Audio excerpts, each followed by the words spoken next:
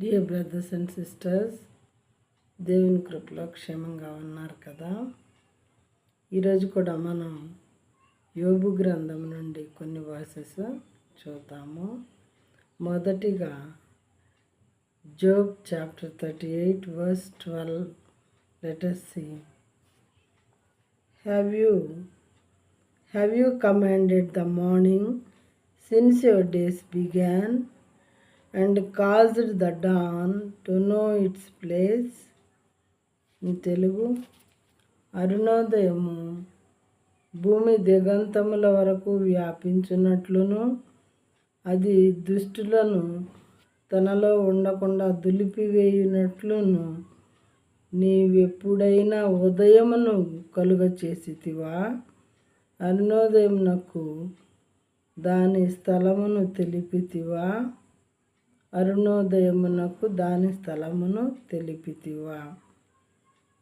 It means ఈ వాక్యములను మనం ఒక 4-5 డేస్ నుండి జోబ్లో నుండి ధ్యానిస్తున్నాము, యోబు గ్రంథం నుండి. అయితే ఈ వాక్యాలన్నీ మనం ధ్యానిస్తూ ఉన్నప్పుడు ఉదయం మొదలుకొని మరి మిడ్ నైట్ వరకు, లేదా ఉదయం 12 నుండి రాత్రి 12 వరకు, లేదా మరి 24 అవర్స్లో ఏమేం జరుగుతున్నాయి, ఎలా జరగాలి, అవన్నీ కూడా సమస్తము దేవుడే చేసి దేవుడే నిర్వహించుచున్నారు అనేది మనం గ్రహిస్తున్నాము.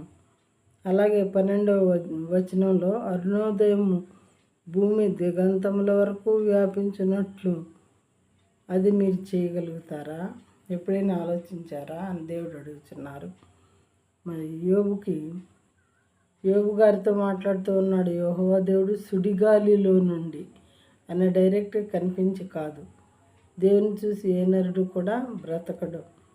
ఆయన ఎవరితో మాట్లాడినప్పటికీ కూడా సుడిగాలిలో నుండి కానీ, మేఘాల్లో నుండి కానీ, లేకపోతే మరి వాక్యం ద్వారా కానీ, తన వాక్కు ద్వారా కానీ ఇలా మాట్లాడుతూ ఉంటారు అన్నమాట.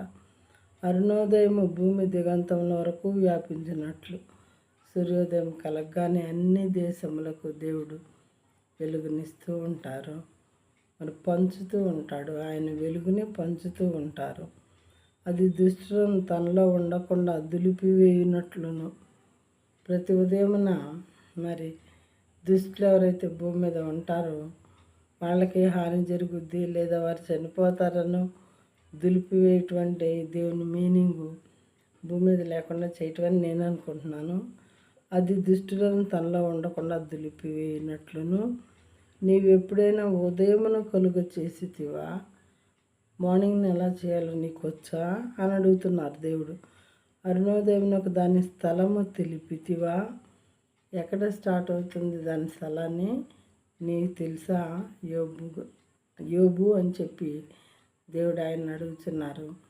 అదేవిధంగా మనల్ని కూడా అడుగుతున్నారు అని చెప్పి మనం ఊహించి మనకు జవాబు ఉందా లేదా గ్రహించాలి. మనకు జవాబు లేదు, ఎందుకంటే ఆయన సృష్టికర్త కాబట్టి. He is the creator of the world లేదా యూనివర్స్ కాబట్టి ఆయనకి వీటన్నిటికి కూడా జవాబు ఉన్నది. ఆయనే సృష్టికర్త అనటానికి ఇవన్నీ కూడా చక్కని రుజువులుగా మనకి కనిపిస్తూ ఉన్నాయి.